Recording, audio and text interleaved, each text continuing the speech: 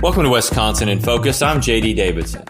Issues surrounding registered voters and proper ballots, election security, those will all likely remain in the news until well after the November general election.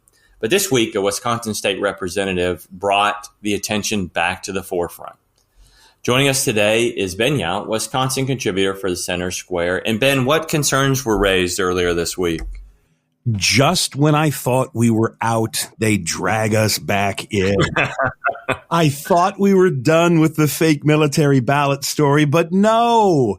This has a very, very simple explanation, but it's rather concerning when you think about it in the big picture. I think that's the best way to frame this. That State Rep Janel Brandtjen, who has been one of the loudest outspoken critics of Wisconsin's election system, going back to the 2020 election, now almost 4 years ago, she raised the alarm this week because she got mail at her house for someone by the name of Holly Adams. And Holly Adams is one of the 3 fake military ballots that was sent to her house a couple of years ago by a former deputy Milwaukee elections clerk in an attempt, that clerk said, to expose a real loophole in Wisconsin's voter system. But what it means is that, one, Holly Adams is still on Wisconsin's voter rolls, and 2, someone bought that voter roll with that fake name and decided to follow up with it. And again, the simple explanation is that once you're in the Wisconsin voting system, you never go away. You never fall off. There are dead people who are still registered.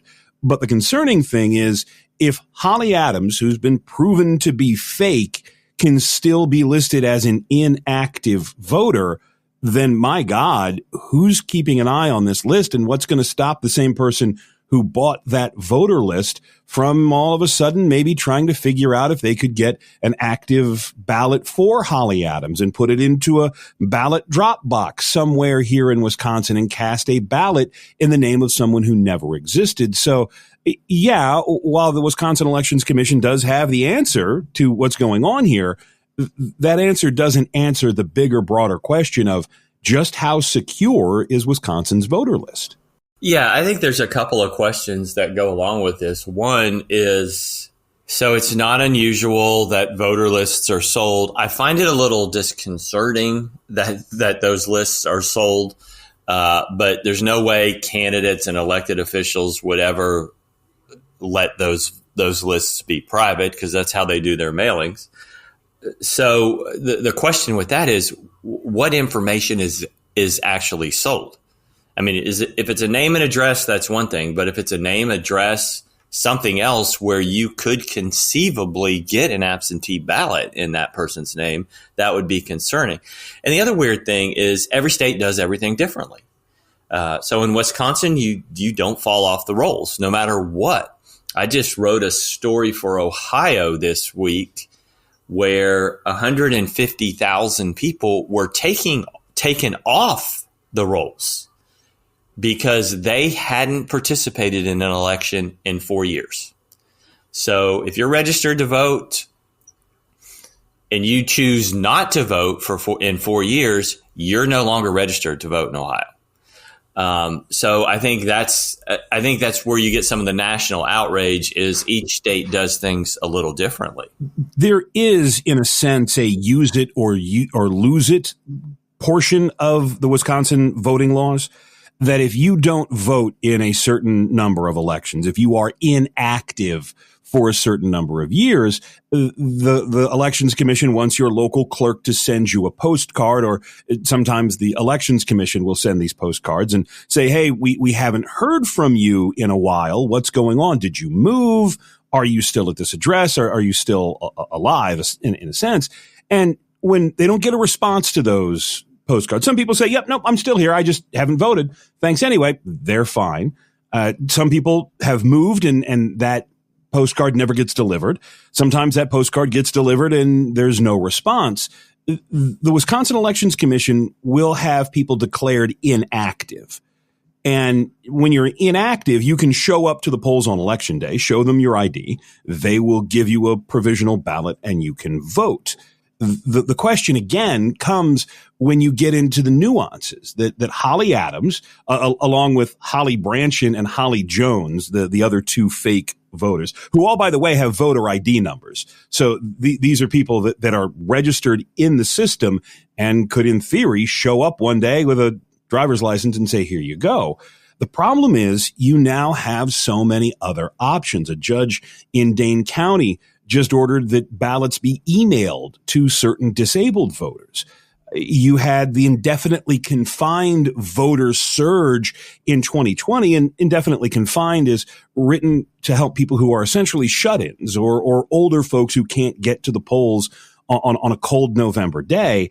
The problem there, the kicker there, is that you don't really have to have a voter ID in order to vote indefinitely confined. You don't have to have anybody witness and say, yeah, I know this person and they couldn't get to the polls, so here you go. And under the rules from 4 years ago, well, because of COVID, anybody could vote indefinitely confined, even if you were perfectly healthy and went back to work the very next day. So this is, again, one of these ones of, is there a reasonable and logical explanation? Yes, there is. No one in Wisconsin is ever taken off the voter roll. You're just inactive and you have to go and register again in order to vote. But with the loopholes, there are ways that these people could vote. Again, remember, the loophole that was trying to be exposed here, that this Kim Zapata was trying to expose, is that if you are a military member, you can just get sent a ballot. And you can claim to be a military member and just get sent a ballot.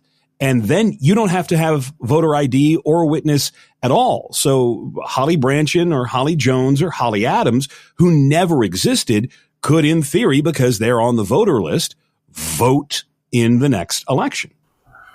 Yeah, that's really interesting. What's the process to register in Wisconsin? Do you have to show an ID? Yes, you have to show an ID to register, and you have to show an ID to vote in most cases.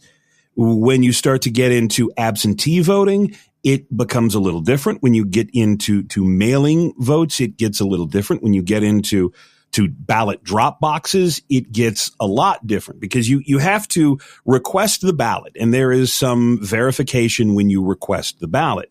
When you return the ballot, well, that's all of a sudden 200 mules or 2,000 mules or whatever the Dinesh D'Souza movie was. And the fear of ballot drop box abuse is that one person can just go through and take your ballot, I'll take your ballot, I'll take your ballot, thank you very much, and take them and drop them off. And this is where you have these people taking pictures of all of the ballots that they have so that they can make sure that they get paid for them.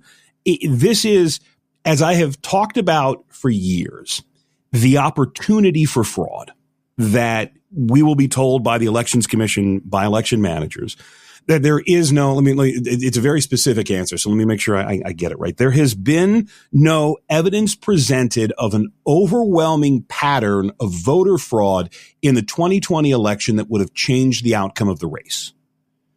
And that is all true. There is no evidence that's been presented. We've not gotten 22,000 affidavits from people saying, yeah, I sold my vote. I didn't vote. That's this guy took it from me. There's an overwhelming pattern of voter fraud. There are a lot of things that happen, but we don't see one single grand scheme that would have changed the election in 2020. Joe Biden won by 22,000 votes. Again, we haven't had that many people come in. So it's not about how many voter fraud cases there are, how many people have been charged with voter fraud. You once again, in Wisconsin, have something that could create the opportunity for fraud, and that just still rubs a lot of voters, a lot of Republicans, a lot of conservatives the wrong way. So true. And we'll be talking about this for at least 6 months. Ben, thanks for joining us today. Listeners can keep up with this story and more at thecentersquare.com.